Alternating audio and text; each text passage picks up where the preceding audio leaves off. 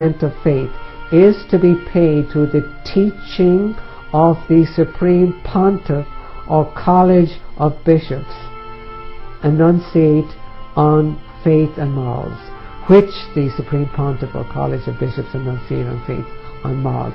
So what the Supreme Pontiff, the Supreme Mediator, says, or his College of Bishops, on faith and morals, you have to submit your intellect and will.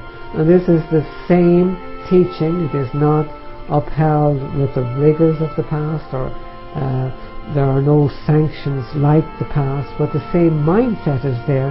And I think that we have to see that, and we have to realize that Bible believers were fortified. They saw what the Apostle Peter said, kept by the power of God.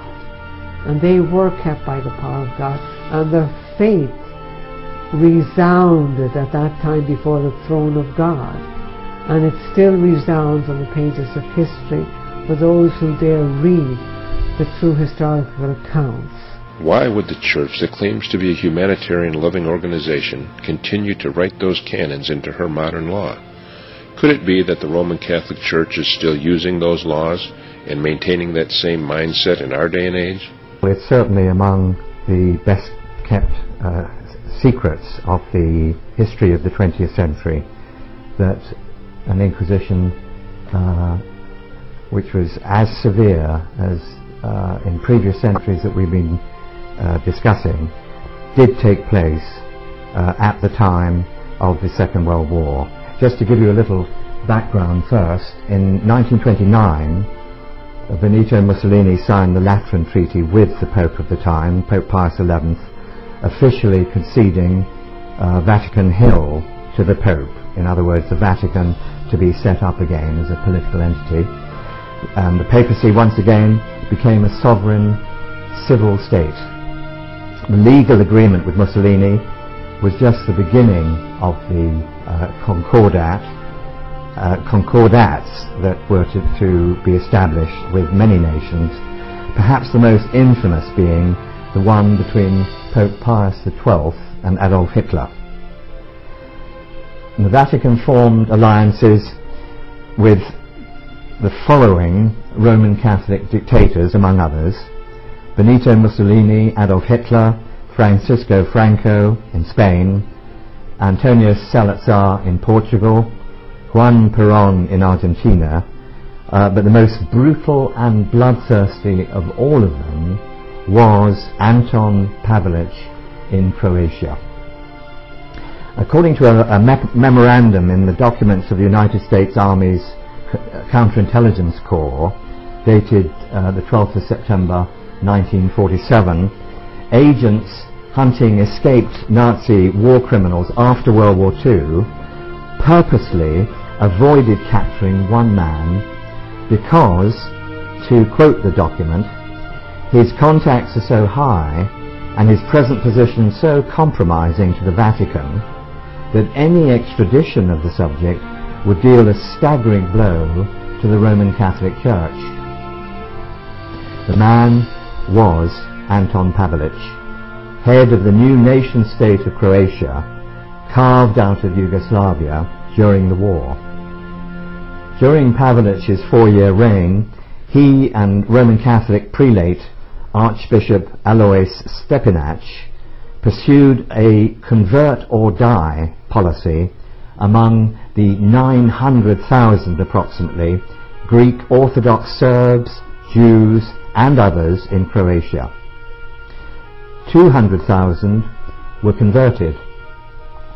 700,000 who chose to die were tortured, burned, buried alive or shot after digging their own graves. This appalling persecution was carried out by the Ustashis, including many of the worst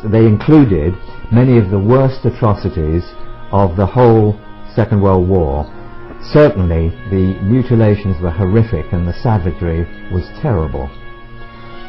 The Catholic Church did not leave the execution of a religious war to the secular arm on this occasion. She was there herself, openly ignoring precautions and bolder than she had been for a very long time. Wielding the hatchet or dagger, pulling the trigger, organizing the massacre, the Roman Catholic priesthood became again its own instrument of inquisition. Many of the Eustachi officers were priests or friars who were sworn to fight with dagger or gun for, quote, the triumph of Christ and Croatia. Priests played a prominent role in the closing or takeover of the Serbian Orthodox churches, the seizure of church records and the interrogation of the Serbian Orthodox clergy as well. They also supervised the concentration camps and organized the torture of many of the victims. And this is all happening in the 20th century.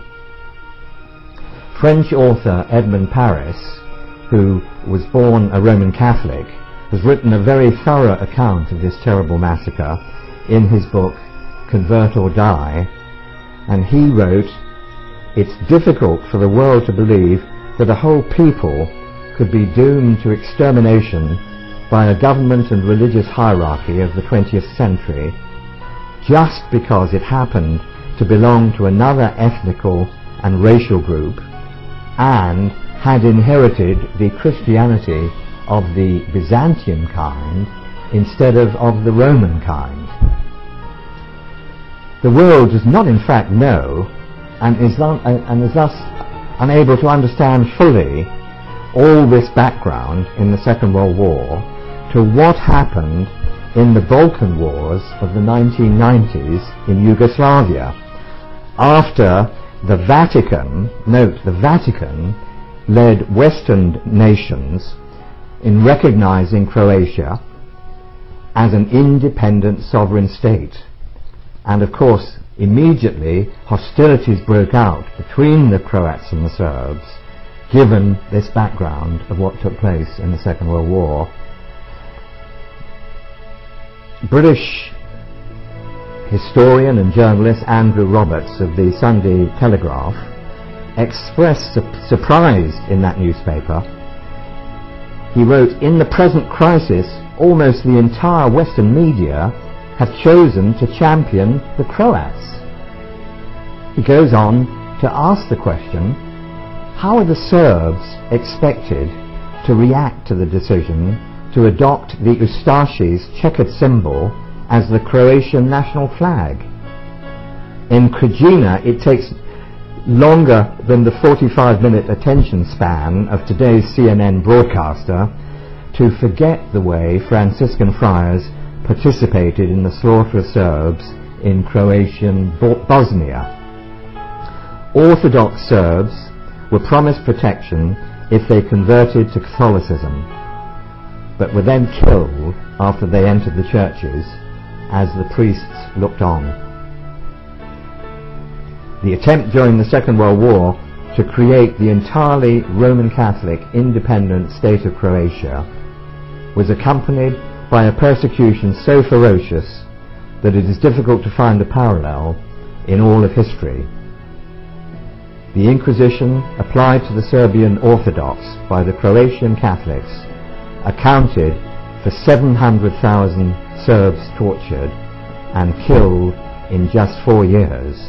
And of course, we have that state that they wanted in Croatia now. In the year 2000, the Pope asked for forgiveness for the part that the members of the Church played in the Inquisition. I remember the time well. It was March in the year 2000. The Pope asked for forgiveness for the acts of the members of the Church that they had done in the service of truth. Now, it wasn't the members of the Church or individual members of the Church who did these things. It was the papacy itself, and the popes in particular. Peter de Rosa had said 80 popes in a row. In my study of going through one after another of popes in the past, as I have studied